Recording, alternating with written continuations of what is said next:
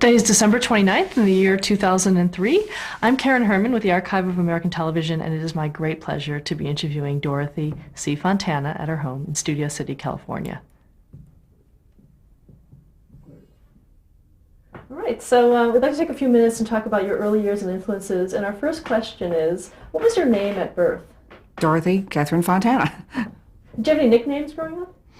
Oh God, there was the usual Dot and Dottie and that, which I really hate, and mostly that's why I just go by Dorothy, or some people call me DC or D, but it's Dorothy. When were you born? March 25th, 1939, Where? Sussex, New Jersey. Is that where you grew up?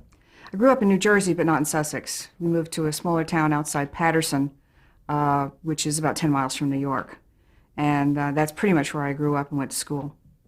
What is your father's name? Carlo What did he Fontana, do? obviously. What did he do? Roofer and cider. And your mother? My mother was Catherine Norman Fontana, and during the war she worked in the war industry. I can't remember the company right now, but it was a big company that made radios for planes and stuff like that. And then mostly she was a housewife, and then later she went to work sales and things like that. Did you have any brothers or sisters? I had two brothers. What about some of your early influences? Were you a big fan of radio? Oh yes. I was old enough to understand it, but I came along late enough so that I only got the tail end of radio, the dramas and the comedies and so on. But I do remember growing up Suspense and Inner Sanctum and Gangbusters and the Green Hornets and the Shadow and the Fat Man, the Thin Man, the Whistler, all those, and that was kind of fun. We always loved to listen to the radio, and we didn't really get a television set until about 1950. So we listened to radio for a long time before we got a television, and then television influenced me a lot. You remember the first time you saw television? It was actually at a friend's house up the street, and they had television, I think, 2 years before anybody else did. So it must have been about 1948, and one of those big boxy sets with the teeny weeny screen kind of thing. But it was fun. It was interesting. What kind of things did you watch? Captain Video was on. I think I'm trying to remember now all the shows. That Howdy Doody, those kinds of shows that we were allowed to watch, of course. Yeah. Were you an avid reader? Very much so, always. I started reading when I was about 5 years old. I mean, reading comprehensively when I was about 5 years old. And I've always been a reader. In fact, that's what I was doing upstairs while you were setting up. I was sitting there reading a murder mystery by Reginald Hill. Growing up, what were some of your early literary influences? Because they weren't really writing that many books for children at that time, I read a lot of the classics, Treasure Island, Peter Pan, everything, Robinson Crusoe, anything I could find to get my hands on. The one novel I remember and reading all by myself the very first time was Christmas Carol by Dickens. And I've always loved the Christmas Carol. Did you have any other hobbies growing up? I liked to roller skate. I loved horseback riding. I loved sports. I was kind of a tomboy. It probably influences what I write. When did you start writing? About 11. Again, I was at the age then where I could start to string comprehensive sentences together and understand what a story was because I had read so much. And I knew, I guess instinctively, because I never really had writing lessons, that there were beginnings, middles, and ends, and I had to reach a conclusion. And so I really started writing about 11, and I was writing stories about my friends, gang of kids I hung out with. What kind of things were they? Horror stories. Obviously, all made up. Just featuring my friends as the characters. What kind of horror did you Oh, running around through the cemetery, discovering vampires and werewolves and ghosts and goblins and what have you, I didn't save any of them, no. Did you know what you wanted to be when you grew up? Writer. Always wanted to be a writer. I trained for other things. I trained as a secretary and executive secretarial and business, both in high school and in college. But that was being practical, being logical. You always need a way to earn your money. But what I really wanted to do was write novels and then later on write television. What high school did you attend? It's called Passaic Valley High School. It's still there. Did you participate in extracurricular activities? Yeah, we had the girls' show, which was the Major Girls Athletic Association, a thing that we did every year. I was in the Christmas choir. I worked on various, committees and other activities around, but they weren't sports activities, oddly enough, even though I liked sports. But they were more literary. I worked on the yearbook, worked on the newspaper a little bit, that kind of thing. What did you do after you graduated from high school? Went straight to college. Where'd you go? Fairleigh Dickinson University in Rutherford, New Jersey. Campus doesn't exist as ours anymore, but there are other Fairleigh campuses, including one in England and one in the Virgin Islands. And what did you study? It was executive secretarial, which is basically a business course with an emphasis on shorthand typing, accounting, economics, business law, that kind of thing. And why did you choose that? Again, it was just a practical choice. I had a business major in high school, so I just continued it. My teachers encouraged me to think about teaching, and I said, no, I want to get out and I want to write. What did you do after you graduated? I went to work at Screen Gems, the television arm of Columbia Pictures in New York City for about 6 months. Can you describe what Screen Gems was there at the time? Well, that was the arm that was doing primarily syndicated television shows. I'm trying to remember, I think one was Rescue 8. They had done The Naked City. There were other shows of that nature. Naked City was a network show, but they did a lot of syndicated shows as well. And that was primarily what they did in television. Chris Columbia obviously did the major motion pictures, and that was their New York headquarters. I worked for Ralph Cohn, who was the head of Screen Gems, and he was the brother of the man who ran Columbia Pictures. What was the philosophy at Screen Gems regarding television? Was there one? Not that I knew of, actually. I wasn't into that. What I was into was the fact that here were scripts coming. So it was a question about Screen Gems. Yeah, we're back. We're talking about Screen Gems and working with Ralph Cohn. Well, he was the boss. I was the junior secretary, so I just did what I was told. But what I was interested in was the fact that there were scripts coming across the desk. And I made the fatal mistake of any writer. I took one look at them and said, oh, I can do that. And so that's when I really got interested in writing for television. I liked television. I watched television, but I didn't know how you wrote for it until I saw those scripts. And then I started thinking, I can do that. So when I came out to California, I started doing that. Why did you come out to California? I actually came out for a vacation in September of 1959, and then I decided if I couldn't find a job in 2 weeks, I at least had a vacation and I could go home. I found a job in 2 weeks and I stayed. And what was that job? It was at Review Studios, which is now Universal.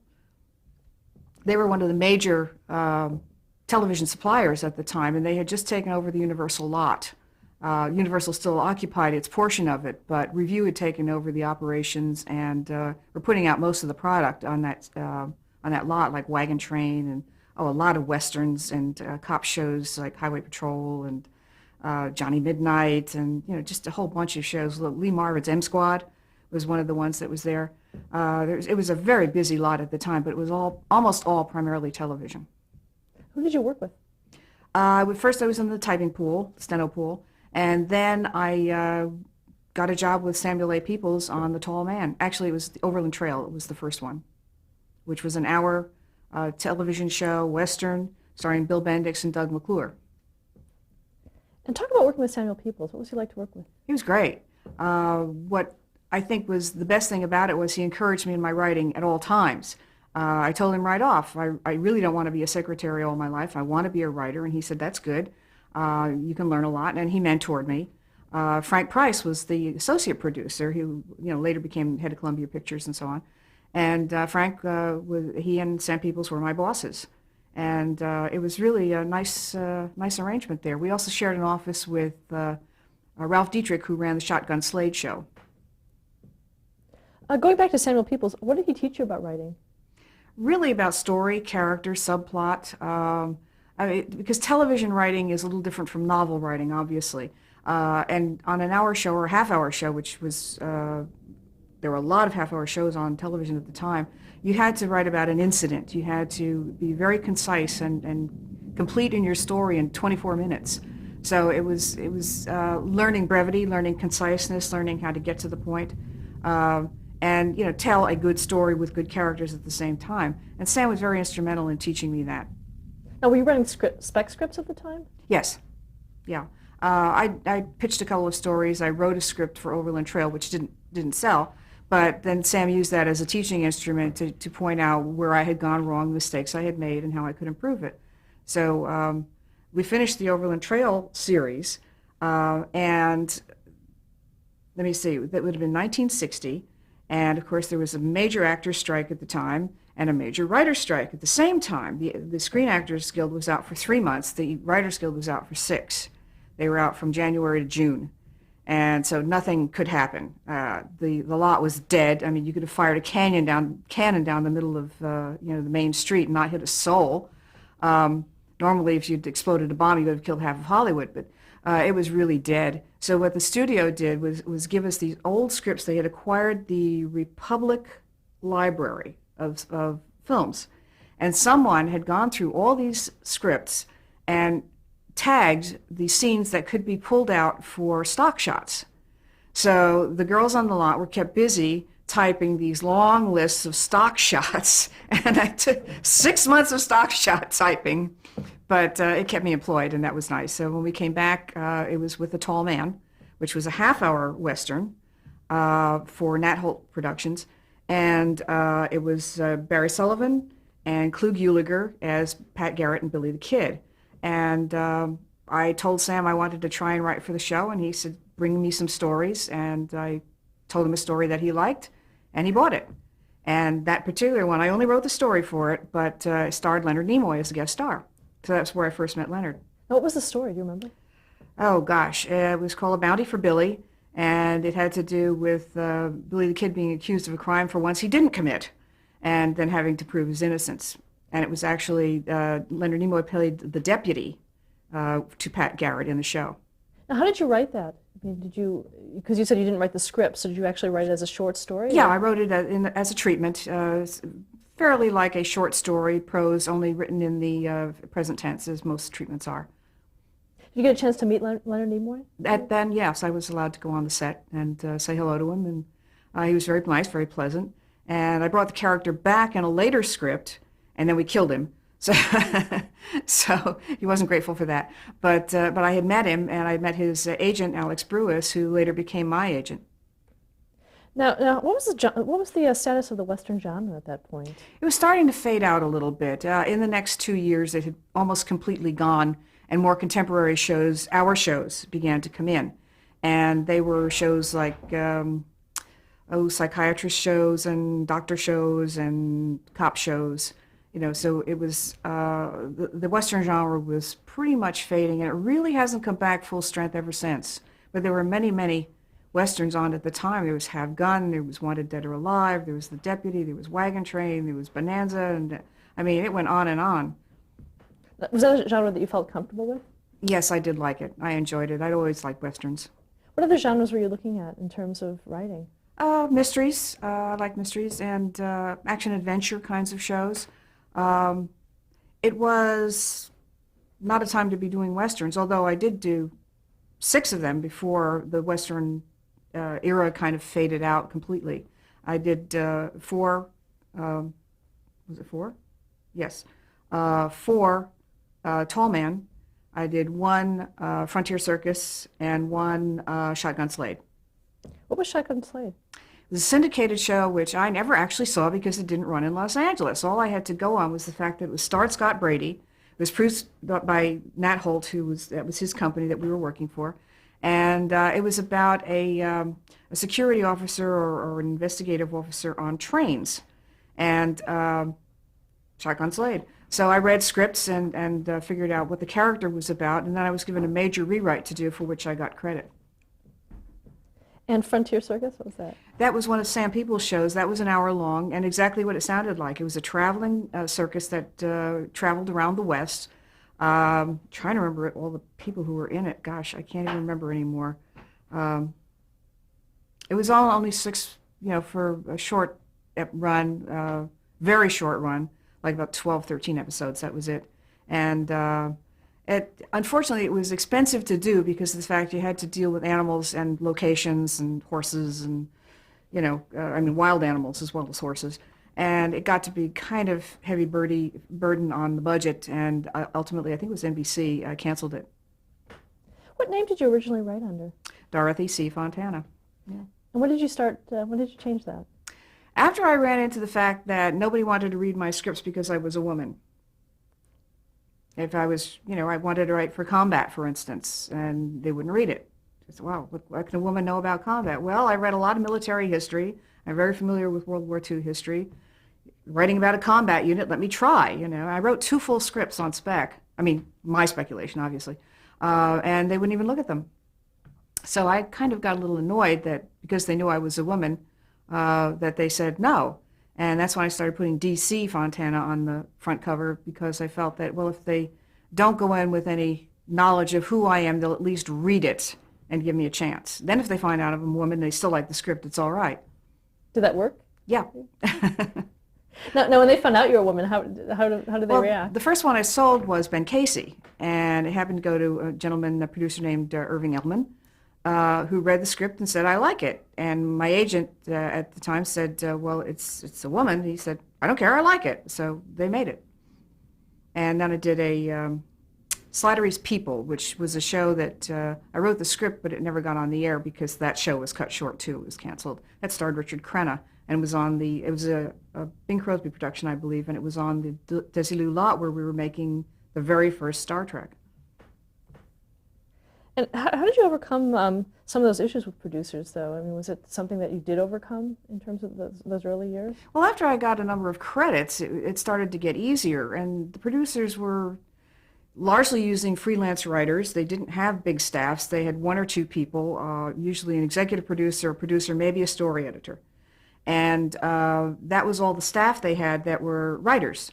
And then the freelance assignments would go out, and they might have 1 or 2 writers who would write more scripts than others, but they still employed a large number of freelance writers. So it was easy to get in, pitch a story, and if you told them a good story, they would buy it. So after you had some credits and some credibility, then it was easier to work with the producers. They were always gentlemen, they were always nice. They were primarily men. I never worked for a woman producer until much later on, and I didn't like it.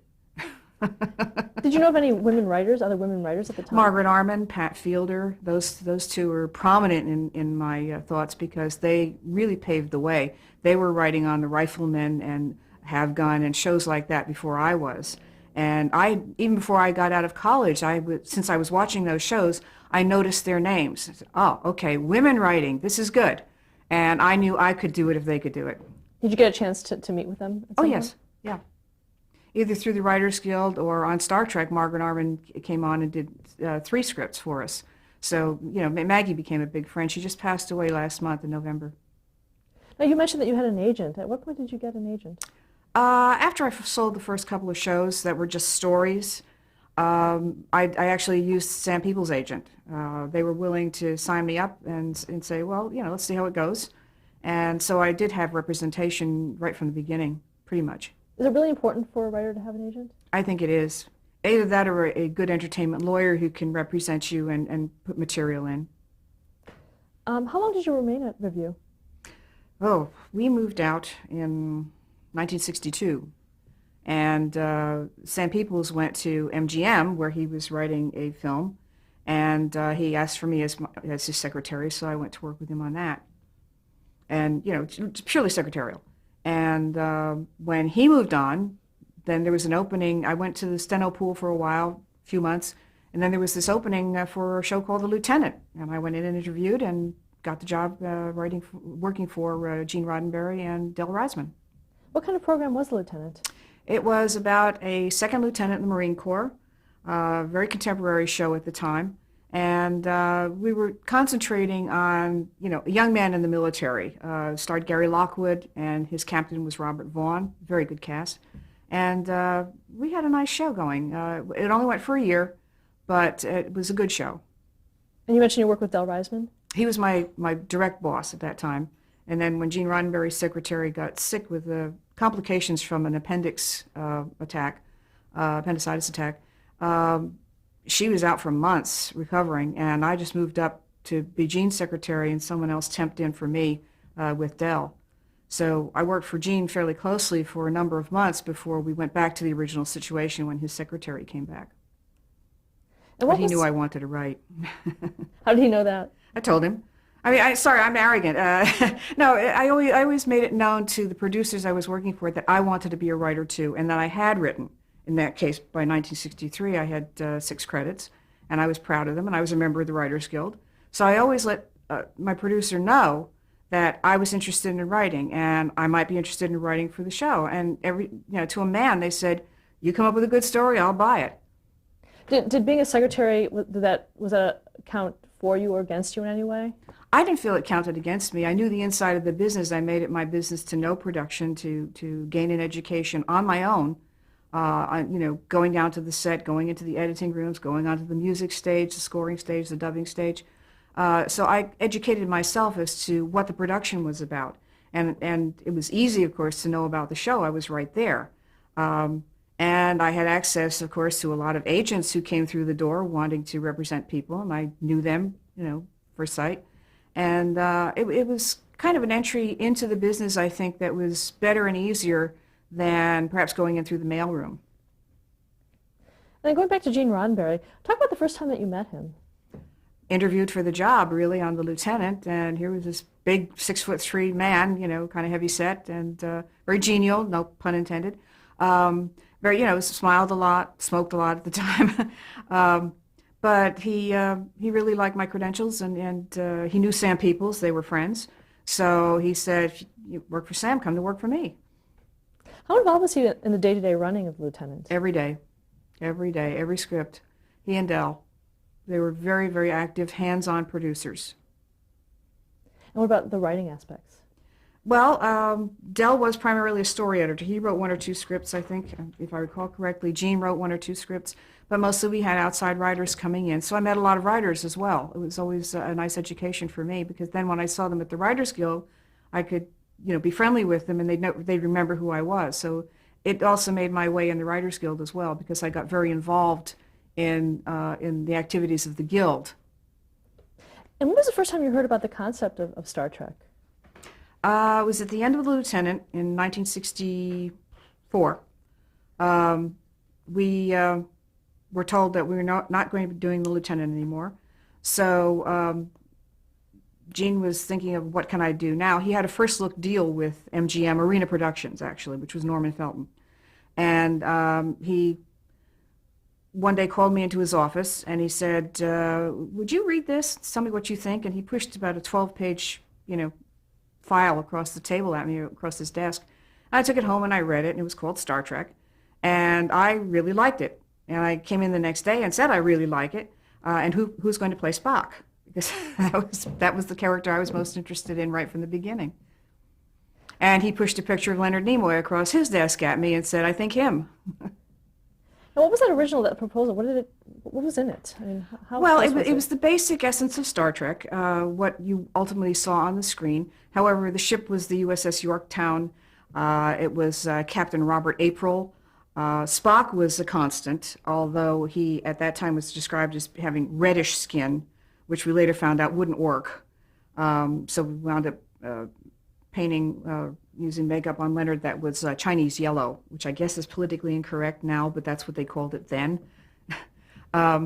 Anyway, I'm trying to remember. It was the 5-year mission. It was the basics of the ship, which, as I said, was the Yorktown, not the Enterprise. I may have that somewhere filed away in my storage, but that's pretty much it. It was there were a few story ideas in there, and it was pretty much very straight line, very bare bones. But the essence of it was exciting. Now, was this the first you'd heard of it, or had you known No, he was working on it? I had not heard of it before. Gene just kind of gave that to me.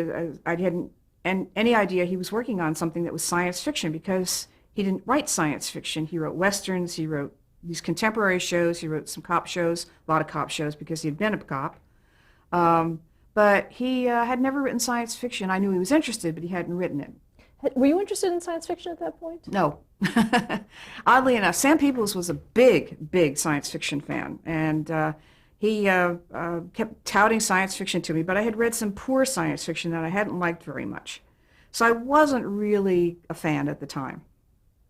Now, going back to that original proposal, what was the original vision for the series? Could you distill it? man's journey into space, exploring new worlds. That actually came from Sam Peoples. That Boldly Go, all of that opening speech was Sam Peoples. But the idea was how did that there. happen? In terms of- Sam wrote the second pilot script in 1965, Where No Man Has Gone Before, and he wrote that opening dialogue, that narration over for whoever the captain would be. In that case, it was Bill Shatner. And it just became the tag for the entire show. But that idea of going out, exploring a kind of a paramilitary organization that was in it for science, for the exploration, for the contact with other sentient beings, all that was really in that basic 12-page idea. And then, of course, Gene fleshed it out. What about the technology? He didn't go into it too much in those very first pages, but once he got into writing the script for the first pilot, which is alternately called The Cage and The Menagerie, depending on what version you're looking at, the technology started to come together. The communicators, the transporter, the fact the ship never landed. Let me see, what else did we have? The phasers. We started calling them lasers, and then Gene changed that and made them phasers, which of course don't exist, although people tell me they're working on it, just as they're working on transporters. Now, to whom did Roddenberry pitch the show? He pitched it all over town. It had gone to CBS, it had gone to ABC, they both turned it down. More interesting, the first people he actually pitched it to was Arena Productions at MGM, and they said no. A decision I'm sure they have been killing themselves over for the past 3 decades. Anyway, they said no, so Gene started, trying to, he and his agent were trying to get it around town, and it ultimately wound up at Desilu, and Herb Solow said, yes, let's take it to NBC, and they bought it. What was the status of Desilu at the time? It was primarily a comedy sort of show. They had done a few other things. They had other shows on the lot, but they belonged to who was it now? Who produced Ben Casey? It was Bing Crosby Productions. And they did Slattery's People, show I wrote for, Ben Casey, show I wrote for. They started to get other shows in. They started to get Hogan's Heroes and shows like that, but it tended to be more comedy shows than dramatic shows. And then they got Star Trek, and then they landed Mission Impossible, Gene's old friend Bruce Geller. So there then began to be a lot more drama on the lot. Did you ever see Lucille Ball? Was she Oh yeah, around? she was around all the time. In fact, you could go to one of her shows. You could sit in the audience and watch her be the madcap redhead. She was a very serious, hardworking woman. She really was. She never interfered with any of the shows at all. She just said, "Is it a good show? Fine, keep doing it." Let's stop there to change the Okay, tape. sure.